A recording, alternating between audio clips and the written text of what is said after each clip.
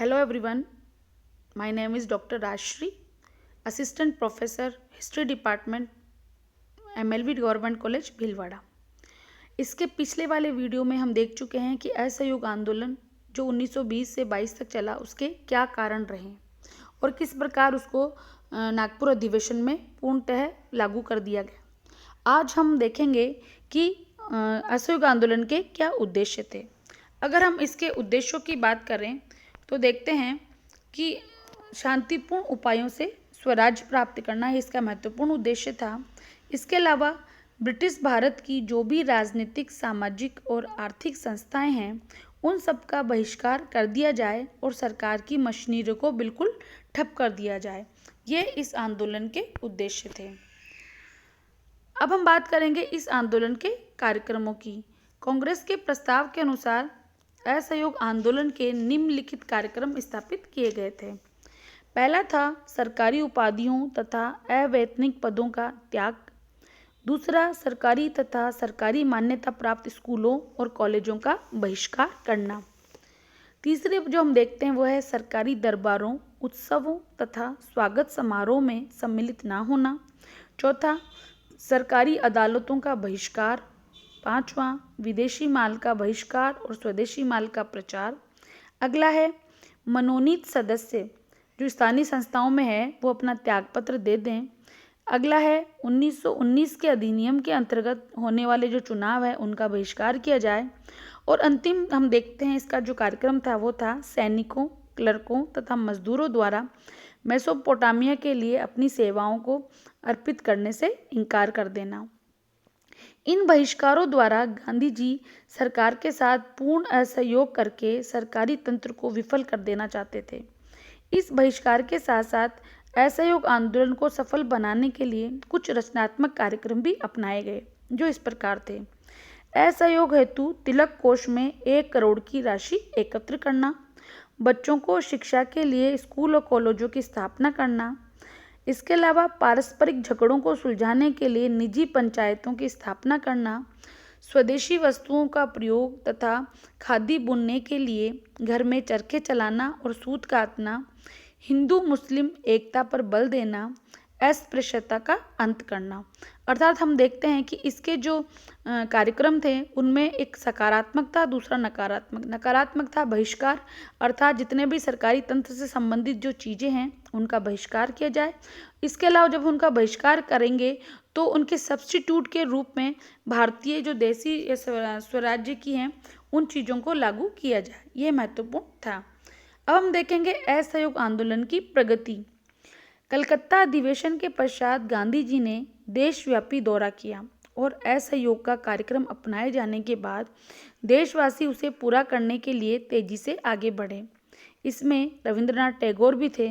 आंदोलन के फलस्वरूप सेठ जमनालाल बजाज ने राय बहादुर की उपाधि छोड़ दी और असहयोगी वकीलों की सहायता के लिए तिलक स्वराज्य कोष में 1 लाख रुपया दिया। गांधी जी ने केसरे हिंद के पदक को भी वापस किया। छात्रों ने स्कूलों व कॉलेजों का बहिष्कार किया। वकीलों ने वकालत छोड़ दी।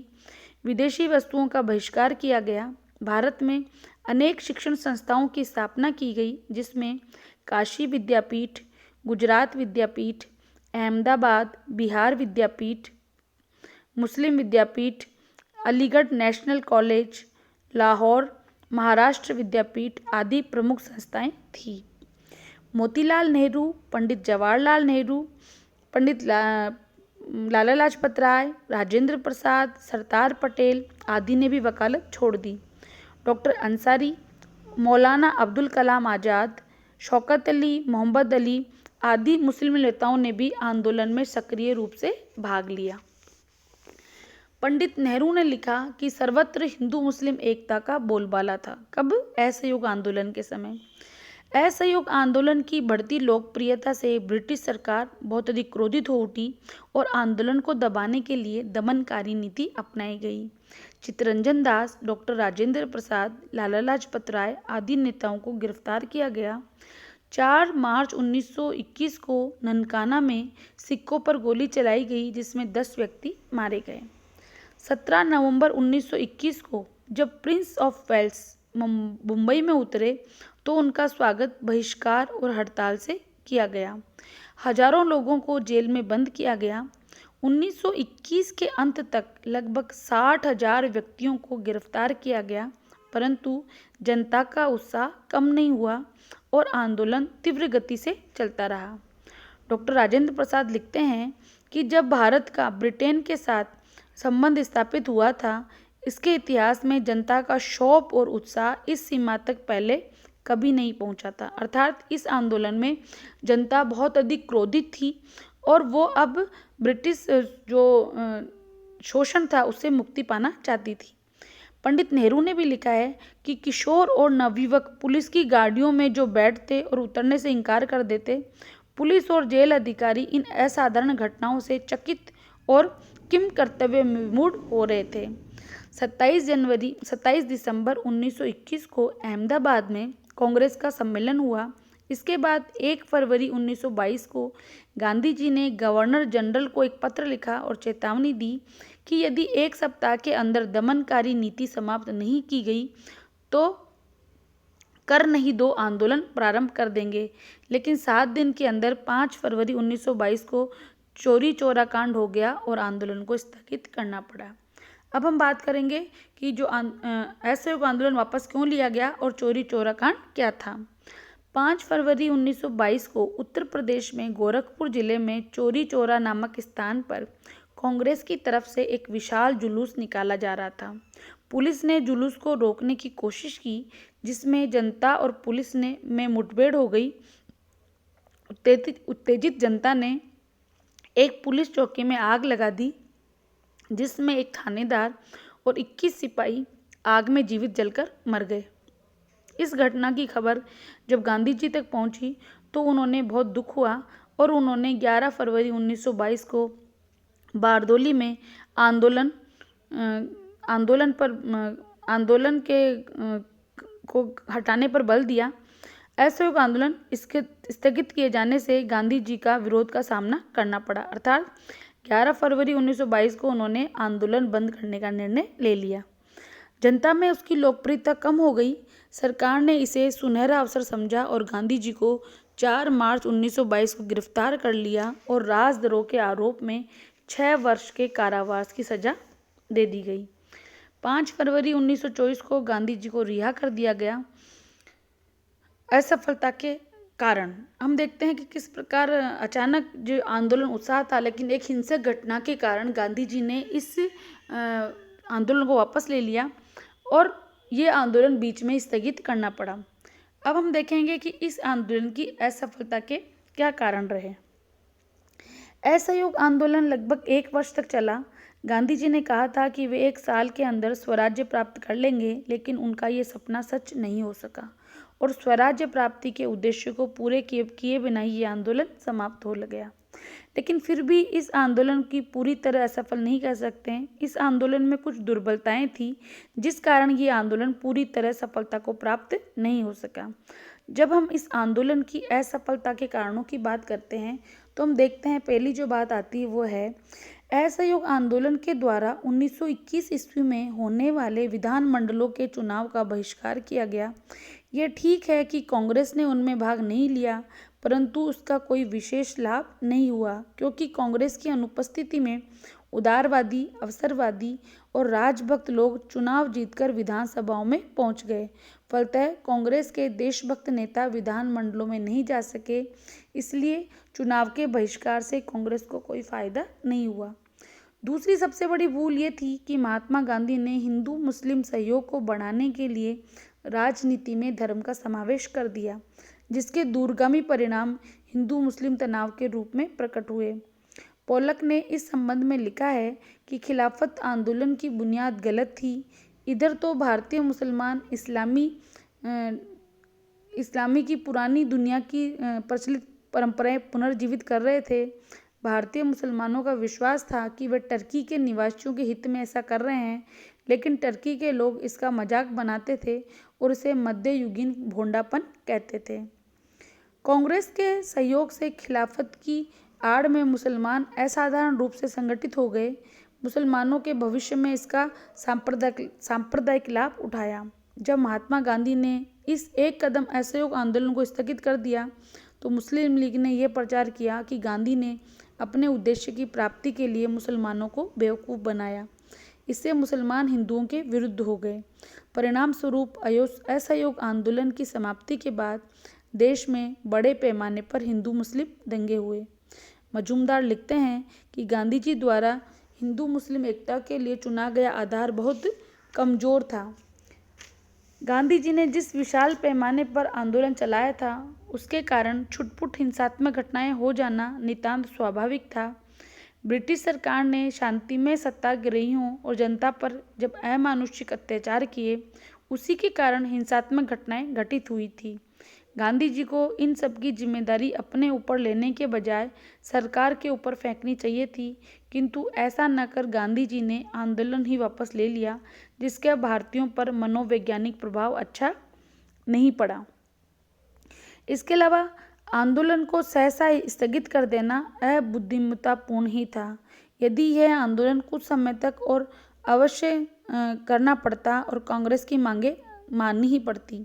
चूँकि गांधी जी ने बिना अपने सहयोगियों की सलाह के अचानक जब इस आंदोलन को समाप्त कर दिया, इसलिए वे ब्रिटिश सरकार से न पंजाब की गलतियों को ठीक करवा सके, जिसके कारण गांधी जी की लोकप्रियता भी कम हो गई और गांधी जी की गिरफ्तारी भी हो गई। तो इस कारण देखते हैं कि ये सब कारण थे जिससे ये आंदोलन असफल रहा। लेकिन जब हम इस पूरे आंदोलन को देखते हैं, जब उसके कार्यक्रमों को उस साल घटित हुई घटनाओं को देखते हैं, तो पता चलता है कि असफलता के साथ साथ इस आंदोलन में कुछ सफलताएं भी प्राप्ति हुई। क्योंकि इसलिए इसको पूर्णतः असफल नहीं कहा जा सकता, क्योंकि इससे भारत के राष्ट्रीय आंदोलन के विकास में महत्वपूर्ण योगदान दिया। कांग्रेस ने अपने जन्म से लेकर जितने भी आंदोलन किए उनमें सबसे महत्वपूर्ण आंदोलन था असहयोग आंदोलन। इस आंदोलन ने जनता में अपूर्व साहस और त्याग की भावना का प्रचार किया। यह पहला आंदोलन था जो सभी वर्ग इस आंदोलन में सक्रिय रूप से भाग लिया और इस आंदोलन ने जनता को निर्भीकता प्रदान की। अब वह निडर हो गई और उसके हृदय में सरकार का भय निकल गया और वह सरकार के विरुद्ध खड़ी हो गई। और इस कारण यह इतिहास में पहला अवसर था जब भारतीय जनता ने इतनी बड़ी संख्या में ब्रिटिश सरकार का विरोध किया था। माइकल ब्रेचर लिखते हैं, यद्यपि यह आंदोलन स्थगित हो गया तथापि लोग इसकी महानता की स्मृति को न भूल सके और कुछ ही समय के बाद इस स्मृति ने राष्ट्र को एक और व्यापक और गंभीर आंदोलन चलाने की प्रेरणा दी। असहयोग आंदोलन असफल रहा, परंतु इस आंदोलन ने कुछ दिशाओं में महत्वपूर्णता सिद्ध की। कांग्रेस ने खादी, चरखा कातना, राष्ट्रीय शिक्षण संस्थाएं चलाना, स्वदेशी आदि के जो रचनात्मक कार्यक्रम अपनाए, इससे हमारे देश को काफ़ी लाभ हुआ और कुटीर उद्योग धंधों को प्रोत्साहन मिला। सुभाष चंद्र बोस ने भी इस आंदोलन की सफलताओं के बारे में लिखा है कि 1921 के वर्ष में देश को निसंदेह एक सुव्यवस्थित पार्टी संगठन प्रदान किया। इससे पूर्व कांग्रेस एक वैधानिक दल थी और वह भी मुख्यतः बात करने वाली संस्था थी। गांधी जी ने इसे नया विधान दिया और इसे देशव्यापी बनाया। उन्होंने इसके संगठन में अनेक परिवर्तन किए। देश के एक कोने से दूसरे कोने तक एक जैसे नारे लगाए जाने लगे, एक जैसी नीति और एक जैसी विचारधारा हर जगह दिखाई जाने लगी। अंग्रेजी भाषा का महत्व जाता रहा और हिंदी को राष्ट्रभाषा के रूप में स्वीकार किया गया और अब खादी सब कांग्रेसियों की नियमित पोशाक बन गई। अर्थात हम देखते हैं कि असहयोग आंदोलन चूंकि अपने जो मूल उद्देश्य स्वराज्य की प्राप्ति तो नहीं कर पाया, लेकिन उसने इस ओर बढ़ने के लिए जो कदम बढ़ाए थे उसमें उसकी जो नींव थी वो बहुत अधिक मजबूत हो गई। असहयोग आंदोलन से पहले कोई भी इतना बड़ा जन आंदोलन खड़ा नहीं हो पाया था। गांधी जी ने सर्वप्रथम पहली बार एक ऐसा आंदोलन खड़ा किया जिसमें छात्र, विद्यार्थी, वकील, क्लर्क, हिंदू, मुस्लिम सभी वर्गों ने इकट्ठे होकर भाग लिया और जनता में अब ब्रिटिश सरकार का जो भय बना हुआ था, जो विरोध नहीं कर पा रही थी, वो जाता रहा और पूरी देश की जनता अब एक हो गई और देश के विभिन्न भागों में बहुत अधिक मात्रा में जन विद्रोह किए गए, जुलूस निकाले गए। और अब ब्रिटिश सरकार को कहीं ना कहीं एहसास होने लग गया था कि अब भारत में अगर उसे शासन पड़ना है तो उसे अपनी नीतियों में परिवर्तन करना पड़ेगा। और हम देखते हैं कि उसके बाद से अनेक अधिनियम आते हैं। सरकार सोच रही थी कि भारतीयों को किसी न किसी रूप से खुश किया जाए, लेकिन भारतीय अब छोटे मोटे सुधार मानने वाले नहीं थे। और इसी कारण असहयोग आंदोलन ने जो नींव रखी, इसी के चलते आगे चल के सविनय अवज्ञा आंदोलन हुआ, भारत छोड़ो आंदोलन हुआ और भारत को स्वतंत्रता प्राप्त हुई। आगे वाले वीडियोस में हम इन आंदोलनों का अध्ययन करेंगे। धन्यवाद।